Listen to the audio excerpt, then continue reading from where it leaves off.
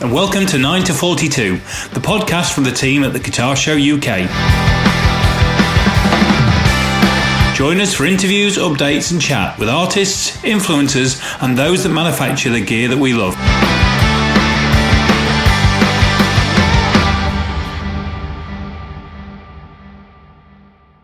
Hello and welcome to 9 to 42, and I'm not going to do my normal intro, only because I've listened to what's coming and I'm just about to royally cock the intro up anyway in about 3 or 4 minutes. Yeah, I forgot about that. When the interview starts. So, evening, Jace, how are you? I'm very good, mate. How are you? I'm really, really good. I'm really good. And this is just that little pre-roll before our chat that we had with Doug Sparks of Auden Guitars. Yeah, I'd wanted to do Doug for quite a while.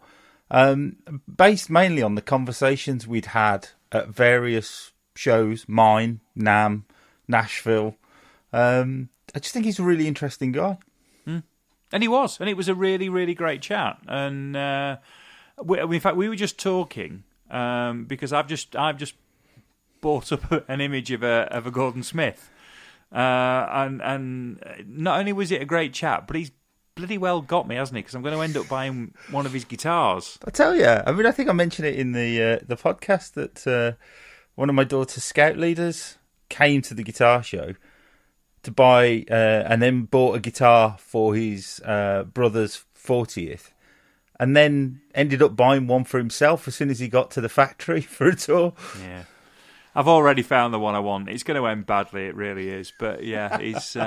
But I, do you know what? Everything about him, what he's doing, the ethos of what is going on with both brands, with Auden and with Gordon Smith, I think is absolutely fantastic.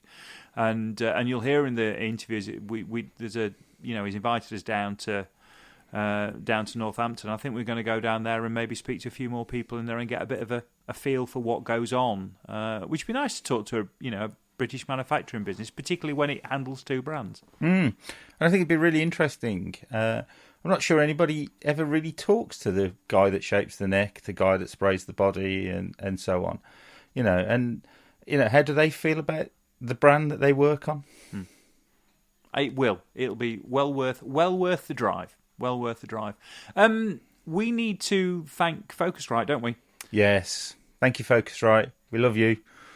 We do love you, and you. I don't know how many of these you've now sponsored, but you very kindly agreed to sponsor. Well, quite a few of them actually. A year's worth. A year's worth. And well, it's April now, so we're a third of the way through. Yeah. And it goes without saying, they've got some great kit and there's some fantastic stuff in the ranges, and it's a really easy company to deal with. We found that from dealing with this.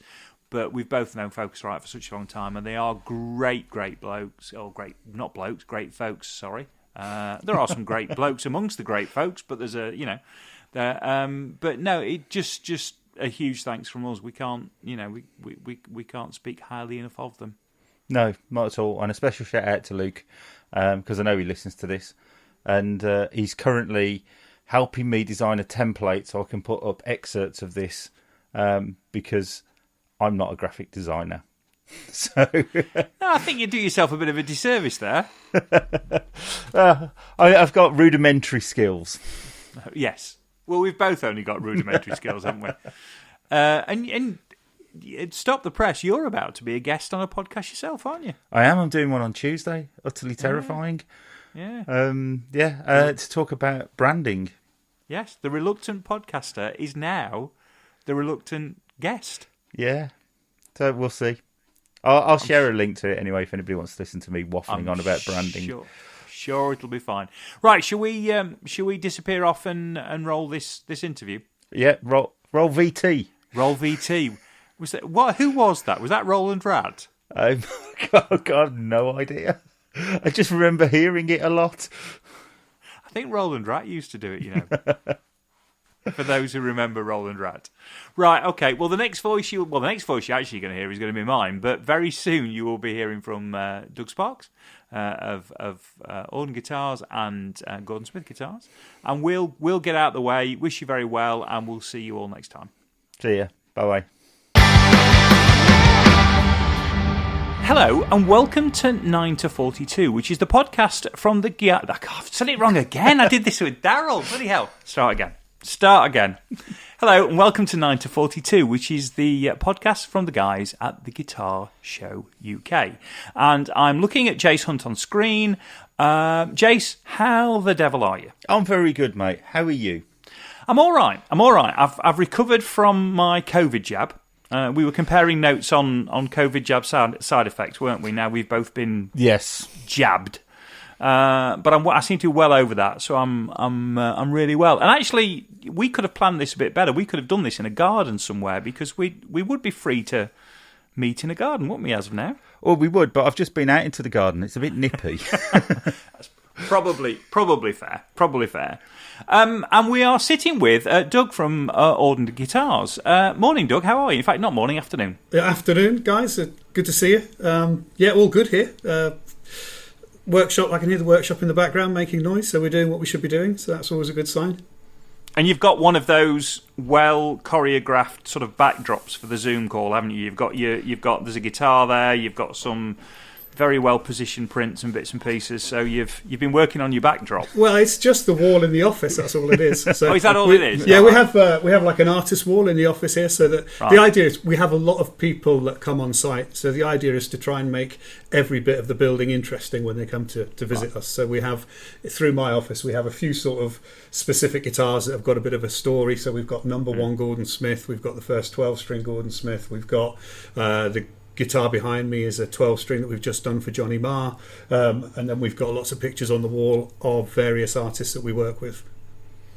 Oh, cool. And you are the big deal, aren't you, at Auden? But you just, because I said, what do you want me to introduce you as? And you said, it's just Doug. But you are the man. You're the main man, essentially. Well, I guess in some ways, yeah. But we're a team of 5. So there's no room for egos or titles here. It's I'm as probably going to be found as often packing a box of, putting a guitar into a box waiting to be picked up by a courier as I am sat in my office. So it's a small team, 5 of us. We're all hands on. Everybody just mucks in and does what needs to be done. And how have you coped through lockdown? How's that worked? It's been difficult. The first lockdown was really difficult because we basically had to close and we lost 12 weeks of production, and we've been struggling, really, if I'm honest, to catch that up because although we've been back and been working since the middle of the year, we've never or very rarely had a full team in because all of the guys here have got young families, they've got kids that have been homeschooling, we've had a couple of guys have had COVID themselves and so had to take a couple of weeks off. So we've been really sort of pulling and pushing with resources as we've been able to try and get as many guitars out the door as we can. And obviously there's also the added sort of difficulty of balancing the number of Audens that we've got to get out with the number of Gordon Smiths that we've got to build and get out as well. Yeah, and what's demand been like? Incredible, actually. We've just had first week of March was the biggest or busiest week we've ever had for Auden. We ship more Auden guitars all around the world than we've ever done before in a week. And Gordon Smith, I think we've got the biggest outstanding build list again that we've ever had. So I think people have taken time in lockdown to maybe think about getting back to being creative, maybe picking up the guitar again if it's something that had slipped, in the busyness of life, falls by the wayside. I think people have maybe had time to think and reflect and have gone back to creative things to do to fill their time, and guitar playing I think is right back on the agenda with people. It's certainly a very common theme, isn't it, of all the podcasts that we've done so far. When we've spoken to, like Tim from Bare Knuckle or Monty's or so on, and everybody's like, it's just insane, which is really good. If there are any positives to come out of this, it's the fact that more people are playing guitar. Yeah, and I think as well, the other thing that we've definitely noticed is that if people are specifying, say, a Gordon Smith with us, whereas in the past they would maybe have a set budget and they would say, well, I'm going to have to compromise because I've got to bring it in under this budget. Now they've kind of got the attitude of, sod it, I'm going to have what I want. And if I want, that extra bit of flame maple on it, or I want that extra, CTS wiring loom in it, or the pickup upgrade or whatever, they're putting everything on it that they want. They're not skimping in perhaps the way they would be in normal times. Possibly because nobody spent any money on holidays or going out, so there's perhaps a bit more in the budget. But we've certainly seen the average values of the guitars that we're selling going up as well as the number of guitars. Cool. Well, that's really nice, actually, because when you think about it, and I was thinking the other day about the money we've not spent during lockdown, a lot of it's on really kind of trivial stuff. Like, you've not spent the money on fuel, you've not spent the money on things to do with sort of keeping cars and bits and pieces on the road or what have you. Yes, you've missed out on holidays and what have you, but there's been a lot of other kind of probably far more mundane, probably far worse for the planet stuff. And I suppose if you can then turn that into a dream guitar, it's not the world's worst outcome. I know none of us would like to be where we are, but it's a little bit of payback.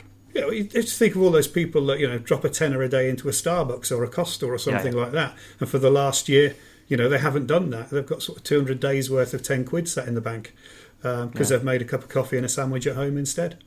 Mm. Yeah. Yeah, I mean, I'm definitely about 250 quid a month better off in fuel right now. And, like you say, tenner a day on lunch sort of thing if I'm out. So, yeah. Probably saying that, my youngest wants to rent the Tom and Jerry movie because it's just launched, and and Amazon want $15.99 to watch the Tom and Jerry movie once. And the reviews are awful. So we're actually pushing back against that one. That sounds really northern and tight, doesn't it? We're having to rent the Black Widow movie. It's 30 quid. It's going to be 30 quid. Wow. That is taking the piss, actually. I mean, $15.99 for Tom and Jerry. We could get to the cinema for less than that. I mean, obviously, if it was open, which it isn't. But anyway, it's because you're up north, mate. You can't get to the cinema for that anywhere else. It's not the price of your ticket when you go to the cinema. It's the price of the popcorn and the Coke or whatever. That empties your wallet. Yeah, you're probably about right. So where do we start? Well, I suppose I wrote down only because I can remember Doug's first sort of like guitar show appearance, however many years ago that was now, and I can remember. I think there was an issue with your stand, the stand builders or something. So you spent quite a bit of time sat in my office drinking coffee while we were waiting for it to all kind of unfold and be built, sort of thing. And you were telling me about the start of Auden Guitars and how you'd come into the industry from a completely different industry. And is it Meraki Developments? Was that what the company was called? No, Meraki Developments is a property company that I have, which is still functioning now. But I had a business in the packaging industry called EcoPack. And I'd done that for 7 years, bought the business and built it and then sold it on, and was looking for the next thing to do. And I was actually in Shanghai, and I was sat in a hotel quite sort of, I was doing my sort of rounds of saying thank you to suppliers and saying goodbyes because I'd sold the business was selling.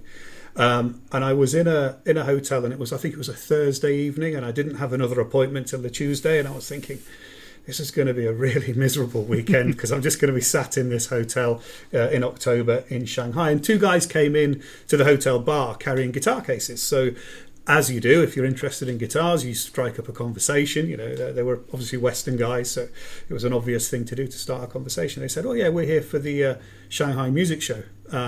So I immediately thought, great, that's how I can sort of spend my weekend. I'll blag my way into this music show that I've got no right to be in, but I'll spend the weekend looking at guitars and see what's in there. And that's what I did. And as I was walking around, sort of ideas started to bounce into my head about what I could do as a next sort of project, next thing to get involved in. I'd always I played guitar, collected guitars, and sort of spent the weekend looking at different, not just guitars, but I was looking at guitars, mandolins, all sorts of things that were available at that show, and sort of thinking, well, at the time I had an old Takamine that I'd played for 25 years, and it was literally falling apart and needed to be replaced. And I thought, well, the sort of penny started to drop. Was there an opportunity to find a product that we could bring in and maybe split manufacturing between Asia and the UK?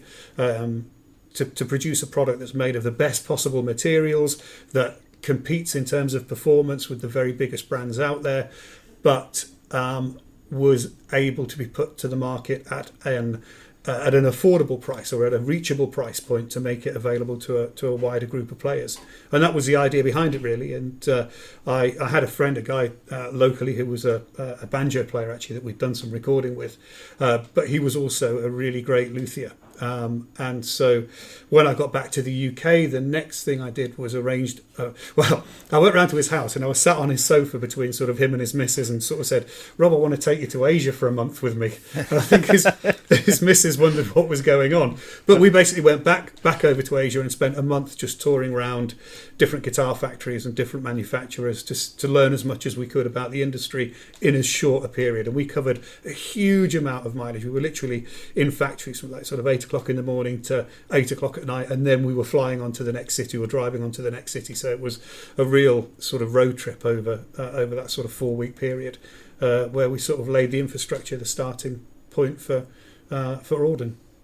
So I mean, it's all very well having the idea, but what's the practicalities of it? So you come back and you found a factory that you like the quality of their build and so on.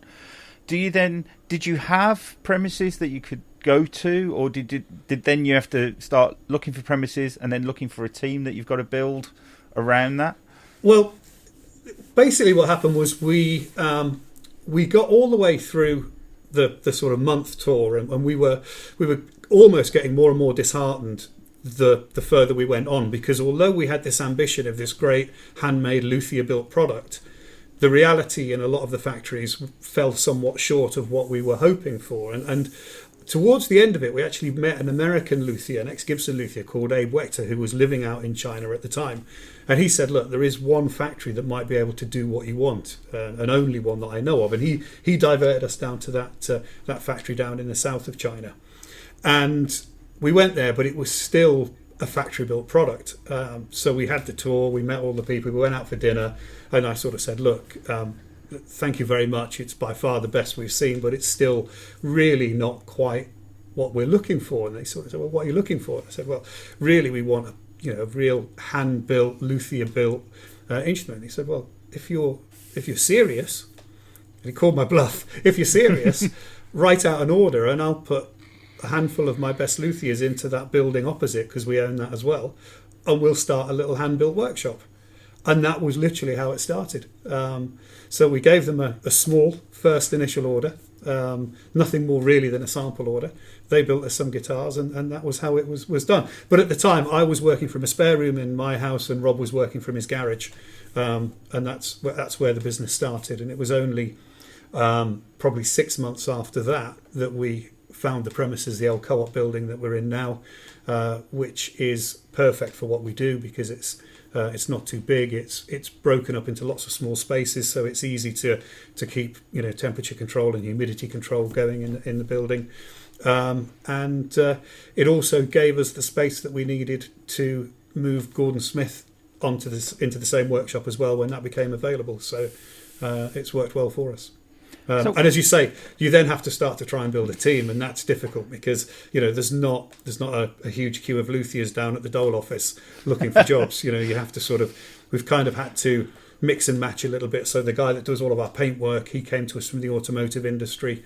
We've got a guy that was a sort of chippy that's now retrained his skills to work with us. And then we've got Rob, who's our head luthier. We've got Elliot, who's very much from the design side of things and sits behind a computer screen all day coming up with wonderful ideas.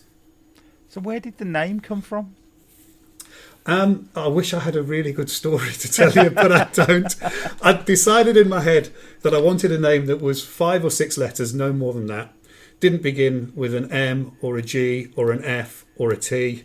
And my wife is a school teacher, and I was walking through the lounge, and on the coffee table was a book of W.H. Auden poetry. And I saw it, and I thought, that's it. It kind of implies British heritage. It's 2 syllables. It's 5 letters. It's perfect. So that's where it came from.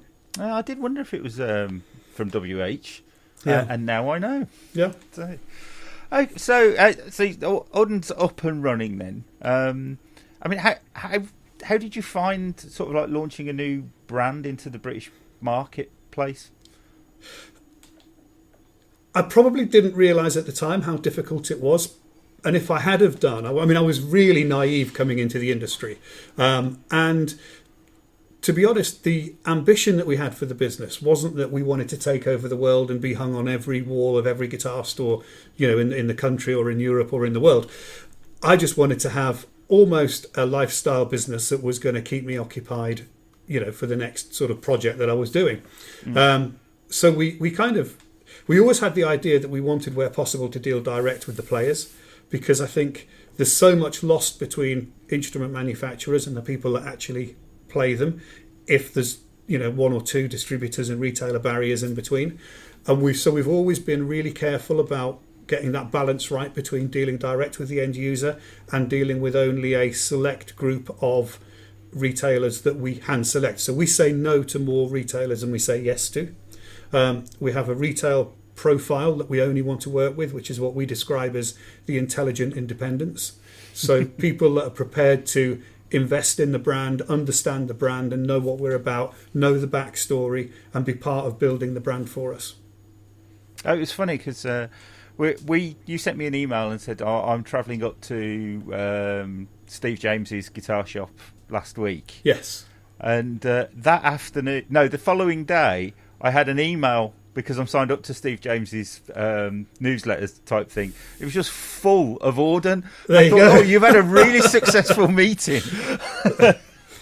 Yeah, well, Steve's one of the latest guys that were brought on board with Auden, and he's great because he's so enthusiastic about the product, and he knows guitars inside out. He absolutely, he used to be a luthier, didn't he? Yeah, but he gets the heart and soul of guitars, no doubt about it. And what was really great is we'd set up a couple of sample pieces, and then I went back up there, and he'd actually taken one of the sample pieces to replace his own acoustic guitar in his house that he'd been playing. So I knew then that he'd got the product. He understood it. He was absolutely right for looking after the northeast of England for us with Auden. So I think there's probably 20 Audens in his shop at the moment, or hopefully a couple less because if he's had a good weekend.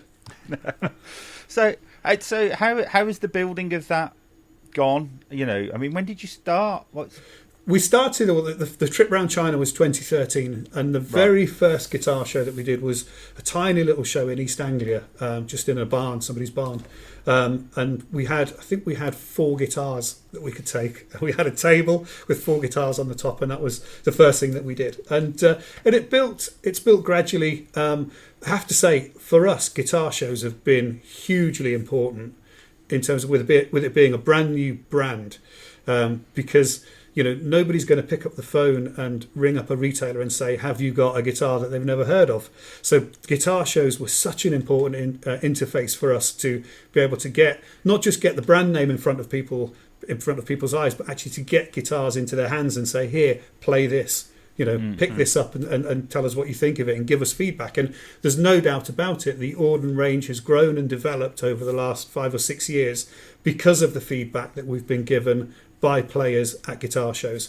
And that goes back to what I was saying earlier about how, in my head, that interaction with the player is so important, that we don't just give everything to a distributor or give everything to a retailer, because being close to the people that play Auden guitars, we have a thing on our website called the Auden Family, where if you buy an Auden, you can send a picture of yourself in playing it, or send a video clip in or whatever, and we'll pop it up on our website, because that is how we see it. Everybody that's got an Auden is part of what we're doing and part of helping us shape the future of what the brand becomes.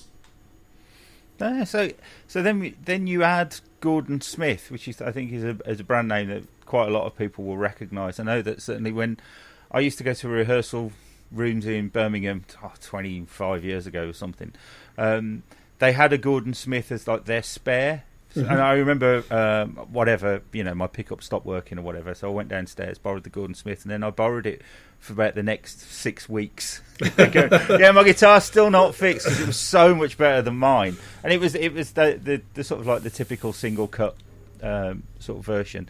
And so you purchased Gordon Smith, 3 years ago now, is it? No, a bit longer than that. It was 2015, just into 2016. Right. Over sort of the end of 2015, beginning of 2016. And basically, we'd got this workshop. The workshop was up and running with Auden, and we were only using about half of it. And I was actually going to rent the front half out to a local building company who wanted somewhere to store their stuff. And I got home from this is a true story. I got home from the pub one night and thought, as you do when you've been sat in the pub, what else could we do with that space? And literally Googled, guitar-based business for sale to see what came up. And a Google search result came up saying, guitar manufacturer UK-based. And it didn't take me long reading it to work out that it could only possibly have been Gordon Smith. And, I grew up a huge Buzzcocks fan and, loving bands like the Manics and whatever that all had sort of references with Gordon Smith. So it was just like too exciting not to pursue and not to look into. So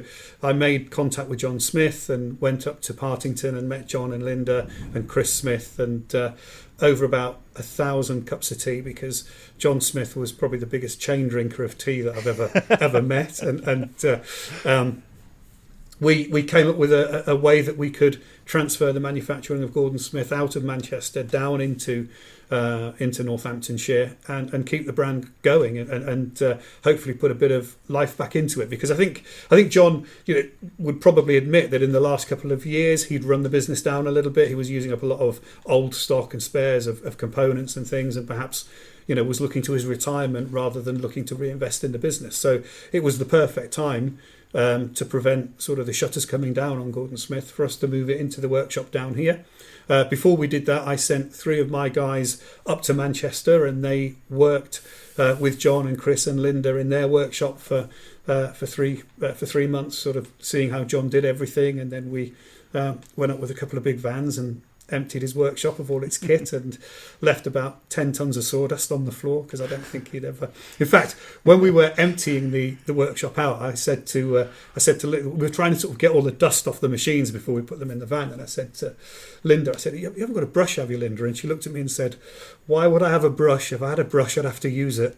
I thought that was really sort of summed up the spirit of the sort of Partington workshop. But they were so welcoming to us, John, Linda and Chris, and so enthusiastic in helping us make a success of Gordon Smith. There was no sort of, this is our baby, we don't want to let it go. They absolutely welcomed my team with open arms, and really made that transferring of the business much easier than it could have been. And were really supportive of us. And it's a really, sorry, I was going to say, it seems a really good brand match in terms of what you were talking about your ethos, for Auden and being close to the people that play them, and that would just seem to resonate as well with Gordon Smith as well. I think that absolutely, and the other principles of great value for money and great playability, which is what both brands are about. So I do think the brands sit well together, and it's interesting that the vast majority of our intelligent independent retailers, as we call them, stock both brands and do equally as well with both brands. Yeah. Well, there seems to be such a natural synergy there, which is great, really. Yeah, I was going to say, I mean, you started, I think, with the sort of like the typical Gordon Smith range, which was like about 4 different guitars, which are essentially kind of permutations of a similar sort of like template, but you've expanded that range quite a lot now, haven't you? Yeah, we've added we've perhaps, without losing the traditional rock and roll workhorse Gordon Smith guitar, we've added maybe a few posher options, but mainly not driven by us, driven by people asking for them. So again, it's that connection with the player that's driven how the brand has developed. We haven't sort of sat around and thought, let's make gold hardware available, or let's make fancy engraved pickups available, or anything like that. It's purely when people have asked for something, we've looked at it and said, does this compromise who we are? And if it doesn't compromise who we are, then we'll make it available. And that's how the brand has developed. We were talking to someone else on the podcast, and for the life of me I can't remember who now, but the sort of the Britishness actually matters to players. Have you seen that? Definitely, yeah, definitely. We we have the little handmade in the UK slogan that we put on the back of the headstock, and there's no doubt about it. Certainly in the last year, through the lockdown period, more and more people talk to us about the fact that they've come to Gordon Smith because they want something that was made in the UK. Is that kind of tied in with Brexit as well, do you think? Possibly, although what's really interesting at the moment is that our order book in terms of the countries that we're supplying guitars to is probably wider than it's ever been. So, in the last couple of weeks we've sent guitars to 2 or 3 states of the US, we've sent them to Tasmania, we've sent them all across Europe, France, Germany, Spain. I can think of one up to Norway, guitars over to Japan, which is our second biggest market after the UK. So it always astounds me because we're quite a small volume producer. We're not a mass producer by any stretch. But I think this tiny little sort of corner shop that we're based in Northamptonshire, and yet we are selling guitars all around the world. That's amazing. So I suppose like the next part of the story, as far as I'm aware, is we start with Auden, then we had Gordon Smith, and then there was the tie-up with Black Star. That's kind of split now, has it? Yeah, it has. Look, nothing against the Black Star guys. Lovely bunch of guys, really clever guys, really, technically brilliant guys. But what we found early on, but basically why we went into the Black Star tie-up merger was that this business was gaining momentum, and I was sort of sat thinking, right, it's not going to be long before we're going to need to appoint a finance department, a marketing department, a human resource department, a health and safety officer, and I could see costs scaling up in front of me. And then I thought, but we've got our friends down the road. They're only 10 minutes down the road, the Black Star guys, and they've already got all of that infrastructure already in place. And they've probably got as big a contact book as anybody in terms of potential customers and retailers and distributors if we wanted to take the brands global. So we made that decision at the time to merge the businesses together. But I think fairly soon afterwards we realised that actually the business model between the two companies was actually quite different. Whereas Black Star do a lot of design and development work in the UK, all their manufacturing is done in China, and they ship from China direct to distributors all around the world, and then the distributors sell to the retailers, and the retailers send to the end users. And that's the model that they use, and it's the model that works brilliantly for them, and it's a great business. But it's not the model that I wanted to trust the guitar brands to. First of all, I didn't want to offshore the production of Gordon Smith anywhere. For me, being made in the UK is absolutely fundamental to what Gordon Smith is. And we were never going to be able to secure the level of investment that we would need to serve a global market on a mass production model from the UK. So we kind of got into a little bit of a standoff with each other as to how the brands were going to develop and what the brands were going to do. And then when sort of COVID came along, and during that first lockdown when the workshop here was closed for 12 weeks, I was coming into work on my own. I was the only person coming in, and sat here thinking, what do we do about this challenge that we've got with the culture and organisation at Black Star and the culture and organisation that I want for this business here. And so we just had a really grown-up conversation. There's no falling out. There's no animosity. We still work closely with each other. We've just designed the travel guitar that Black Star have just launched, and Black Star still do a lot of administrative support for us and have been really helpful and really great guys. But it just gave us an opportunity to sort of shake hands and say it was worth a try, but it didn't really work out, and bring the business back under sort of my ownership and control back here in Higham Ferris. I think it's I do like your sort of attitude to sort of dealing with the public direct, because I know that so my daughter was in Scouts, not the last guitar show, the one before, and the Scout troop were asking for stuff for like a charity raffle, and somebody said to me, do you want to give some guitar show tickets? And I'm like, really? I don't think any of the parents are going to want to go, but of course you can have a couple of pairs of tickets. And actually one of the Scout leaders went, probably he was the only person that went in for that particular prize, came to the show, and it was the year you had a purple Gordon Smith on the stand. So half of the staff from BIM Birmingham came. The Scout leader comes, and they keep telling me, everybody came telling me, have you seen that purple Gordon Smith? It's amazing. and then bless him, the Scout leader ends up buying a guitar for buying a Gordon Smith from you for his brother's 40th birthday, I think it was. Right. And he just kept telling me how amazing it was, because you do these open factory things on a Saturday. And it cost him a fortune because he'd bought a guitar for himself off the back of that as well. So for my free ticket, you actually sold 2 guitars. We should give more tickets away. It's simple.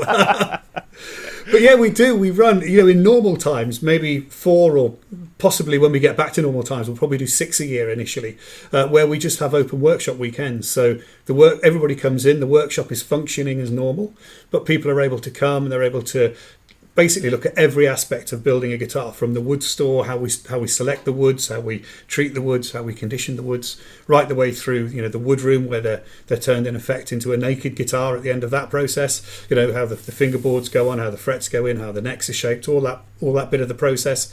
Then it goes through the paint room and they can see that process. So Mark will be in there, whether he's doing an open pour satin finish or he's doing a sunburst or he's doing whatever, he'll have all sorts of guitars that he's painting through the weekend.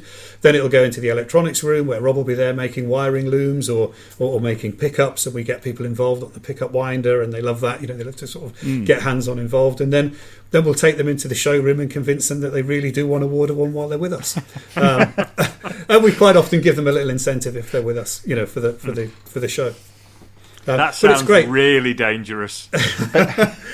Everyone we've done so far has been, massively overbooked, which is good, because we do limit the numbers, because we want people that come here to have an experience and be able to spend, a good 3-4 hours with us, not feel like they're on a sort of guided tour and they're in and out within sort of 30 minutes. And we'll put a bit of a buffet lunch on and stuff, and it's a really good time for my team here to interact with the people that are buying their work. Yeah. So, if there is any feedback on a finish or if there is any feedback on the shape of a neck or the fret wire that we use or the tuners that we're putting on, then that feedback goes direct to the guys that are doing it every day on a hands-on basis. So for me, that's part of why it is so important. And it's also the same team that when we do a guitar show, those guys come along. So on the stand is the guy that shapes the necks. On the stand is the guy that paints the guitars, is the guy that makes the pickups. So again, it's not just important that I'm interacting with the people that are playing our guitars from a trying to sell them a guitar point of view,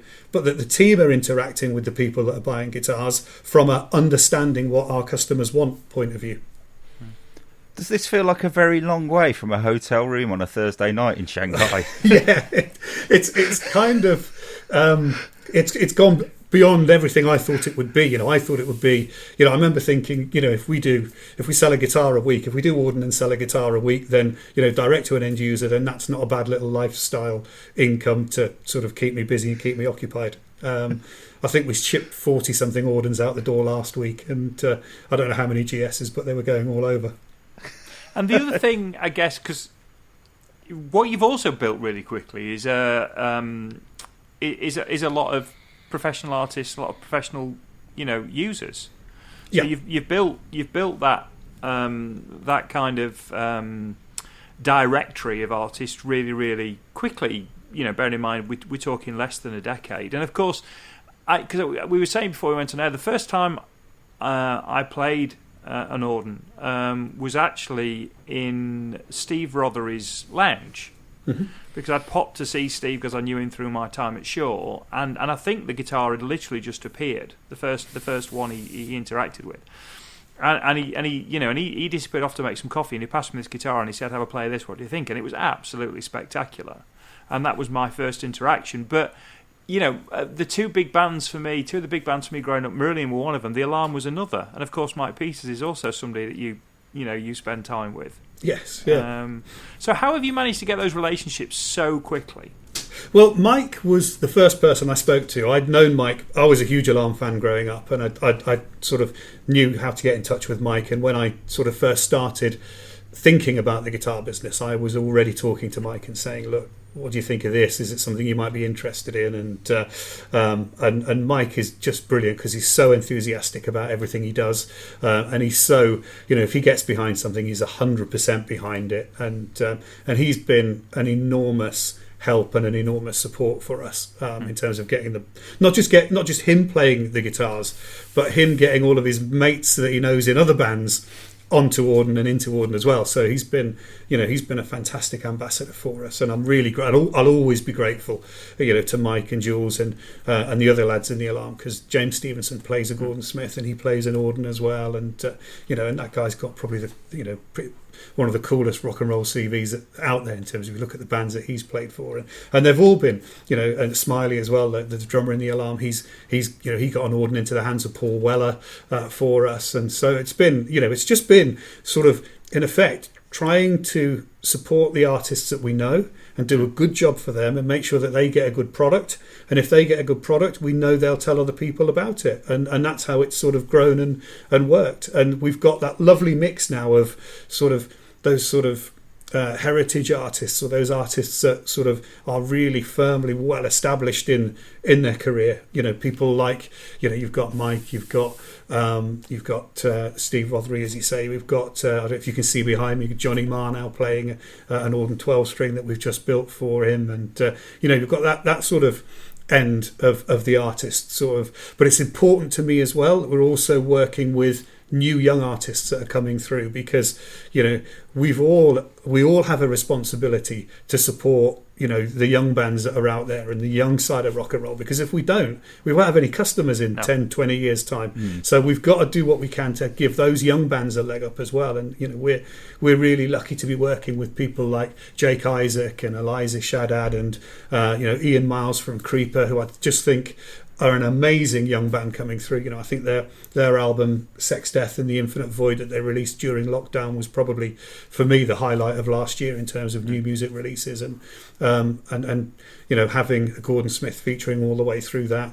was great for us. And it's great that we've certainly seen a younger element to our customers as well, as we've worked more with those younger bands. We've seen more of the inquiries coming through from younger players. Do you think that younger players are less bothered about the traditional headstock name? I think they are, and I think almost there may even be a bit of reverse snobbery that they deliberately don't want the establishment, because there's some really cool big brands out there, and I own some guitars from those brands, and I'm very precious about them, and I'm very pleased to own them. They haven't always been the coolest companies in their history, if we're honest. They haven't always had the sort of the standards that I would want from somebody that's making something for me. But I think perhaps because of that, I think the younger players have got maybe a more open mind. It's interesting as well, because when you talk about I guess this resonates through both sets of artists, actually, because if you look at somebody like Marillion, or if you look at somebody like The Alarm, both of those bands have very close relationships with their fans now. Yes, It's a very direct-to-fan model. A lot of the bands coming through also have a very close relationship with their fans, because they've grown up in a post-record deal world to a certain extent. And then obviously, bands like Marillion and The Alarm and a lot of the others have gone through that model into a direct-to sort of fan direct-to-consumer model. And of course that really chimes with what you're trying to do anyway. So there's the instrument side of it that they're clearly falling in love with, but also the ethos of the company versus the artist is really in sync as well. I think so, and again, every year Mike has his annual gathering, the Alarm's annual gathering up in North Wales, and every year he invites us to have a stand there, and he just says, just come and take as much space as you want and set guitars up and talk to my audience about your guitars. And so we do that. We take the same stand that we take to the Birmingham show and we build it in the conference centre where he has his big weekend event, and we make other people that probably wouldn't have come across our guitars in their everyday life aware of who we are and what we do. And in the last couple of years we've done a signature Mike Peters guitar, which is the Deceiver guitar as he calls it, and we've made that available exclusively through the Alarm's social media to Alarm fans, and that was a great thing to do and has worked well for us as well. It's quite a unique guitar, isn't it? Yeah, it's very unique. It is. It's based on an Auden Chester underneath it. There's quite a story behind, but I'm sure Mike won't mind me telling it. That I sort of sat down with Mike at the very beginning, talked about guitars and what he might like, and he sort of, on the back of a sort of serviette, he drew out this idea of an acoustic guitar that was also an electric guitar, hence calling it the Deceiver. So it has a mini humbucker in it as well as the acoustic pickup, and it has two outputs which Mike can split between an acoustic amp and a distorted electric amp. And what Mike does then is that the electric pickup is always on. Sorry, the acoustic pickup is always on, and the electric pickup he rides in and out with a volume control. So he can make an enormous sound as one guy if he's doing a solo show, or even as part of the band. You get that acoustic sound and the electric sound all coming out together. But when we first prototyped it, we put together a really rough wiring loom that we thought did what Mike wanted, but we didn't know for sure. We got an old sample guitar that we had, and we literally sellotaped it in with sort of blue tack and sellotape. And it was the gathering weekend back in, it must have been 2014. So I drove it up to Llandudno and I said, look, Mike, this is purely for you to plug in and tell us if the electric circuit is doing what you want it to do. I said, I'll leave it with you, but give me a ring in the week and let me know if it's doing what you want it to do. And the next day I got a phone call saying, yeah, it's great, we're just going to make one or two little amendments to it and we're taking it out on tour tomorrow. And I'm like, it's held together with sellotape and blue tack. You cannot take that guitar on stage. I said, look, I'll drive up now and we'll have a chat and see what you need doing, and we'll see if we can see what we can do. And he goes, yeah, we're just making a couple of little changes to it. And it was a flame maple jumbo guitar that we'd given him. And I got to Mike's house in North Wales, or actually his chapel, which is where his studio is based. And as I pulled in the car park, there was his guitar tech with the guitar hanging from a tree, and he's spraying it black with a tin of Halford's black spray paint. And once the paint had dried, Mike started sticking his artwork on it, and it really became clear then as to what Mike really wanted the guitar to look like, as well as what he wanted it to sound like. So we did a sort of little running fix up on the sample guitar that he'd got. He used that. I think the first night of the tour was in Liverpool or Manchester, and the second night was going to be in Oxford. So he used that trial guitar for the first gig, and by the second night we'd built and painted and put his proper decals on the actual first Auden Deceiver, which is just hanging on the wall of my office over there. And he had that from the second night of that tour on. And what we do now is every time he goes out on tour or he releases a new album, we redesign the guitar or update the graphics on the guitar to match with the theme of the album or the theme of the show. That's brilliant. And it's probably been 7 or 8 of them that he's had. That's brilliant. And he's got involved as well in terms of when people have ordered signatures, presenting them, hasn't he? Yeah, so when we did the first run, we had a handover weekend. Yeah. And Mike was playing, I think, in Cambridge the night either before or the night after. So he came to the workshop, spent the day at the workshop, did a meet and greet with everybody. We got everybody in our showroom. He sort of sat down he handed everybody their guitar first and did all the photographs and signing of them and all of that, which is a fantastic experience. We had a bit of lunch for everybody together again. And then he sort of basically sat everybody down and did this mass guitar lesson where he taught them all how to play 68 guns. And then we went out on the street in front of the workshop and blocked the road. And there was 30, 40 people, all with their Mike Peters Deceiver guitars, singing 68 guns at the top of their voice and stopping the traffic. So, brilliant! The neighbours have never forgiven us, but it was great fun. But that's just a mark of who Mike is. He's a really generous guy who really looks after those that that follow him and that are interested in what he's doing. And his life story is so rich and so so colourful. There's so much in there, and it's really great that he's allowed us to be a little part of that story. We'll have to try and get him on. I think I'm sure he'd come on. Yeah, he'd love to. We'll grab his email address off you after. Sure. That would be that'd be a nice one. Well, for me, that would be a big treat. Having been a fan from back in the day. So one of the very first gigs I saw, the Alarm, Sheffield City Hall, absolutely fantastic. Oh, right. He also came on with us at the beginning of lockdown.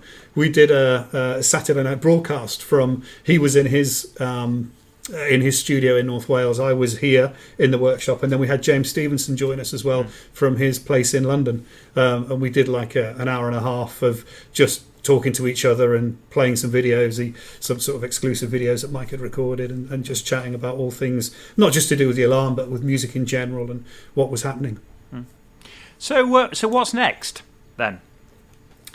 I think it's, for us immediately, it's about getting our numbers caught up, because we're in a bit of a backlog situation, particularly on Gordon Smith. So that absolutely has to be our focus at the moment. We've got a lot of customers, 200 customers waiting for their Gordon Smiths to be built. So we've got to give them the respect that they deserve for placing their trust in us to build their guitars. So we'll work with those. We've got a couple of new Gordon Smith designs hanging in the roof next door, which we'll be releasing later this year. We've got a revamped version of the Gordon Smith Ghost Rider, which is our sort of semi-hollow guitar that we'll be bringing back out. We've got a brand new shape that we've got hanging up in the roof, waiting to be released. And we've got another guitar that's quite an interesting one, because it's in some ways, I guess, the reverse of Mike's, because it's an electric acoustic crossover rather than an acoustic electric crossover.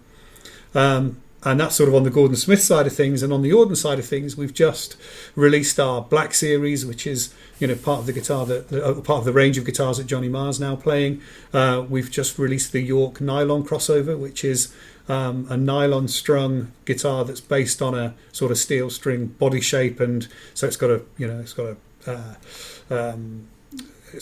all the things you would expect in terms of a 45mm nut width. It's got a radius fingerboard, all that sort of stuff, but it's nylon strung, so it's an ideal crossover from somebody that's used to playing a steel strung guitar to get into a nylon strung. So some new models coming out, some new special editions coming out and planned, and maybe a couple more artist guitars. Excellent. Cool. Well, I think that wraps it up quite nicely, don't you, Ant? Yes, yeah. I'm fascinated by that. I think it's been absolutely superb, and I've done what I always do when we speak to somebody who makes something quite beautiful. That I've now got a shopping list which has now had 2 more things added to it. So don't go down on a Saturday. This is the thing. I'm desperate now to come down for one of your open weekends, but I think I'd be placing an order for a GS. I think if I came down. Well, come and see us and have a look around and see what you think. The coffee's good. We make good coffee here as well. All right. Well, in which case, that's. Do you know what? I'm just desperate to go anywhere. I'm just desperate to go anywhere. My car's done so few miles in the past year. So, but you're very welcome at any time to come down. Even if you wanted to come down and do a podcast from the showroom or from the workshop and get the boys in the workshop involved and see what they do, then that's be I'd very love welcome to do that. Yeah, I'd love to do that. That'd be great. Oh, we'll chalk that up. We'll put that in for post June 21st, Yes. shall we? When we can all theoretically not have to bump our elbows and actually shake hands again. And Yeah. Well, Doug, thank you very much for finding the time. That has been absolutely fascinating. And Jace, I guess I'll catch up with you as and when. Yeah, I'll see you soon, mate. All right. Cheers. Take care. Cheers, Doug. Thanks Doug. guys. Bye-bye. Bye.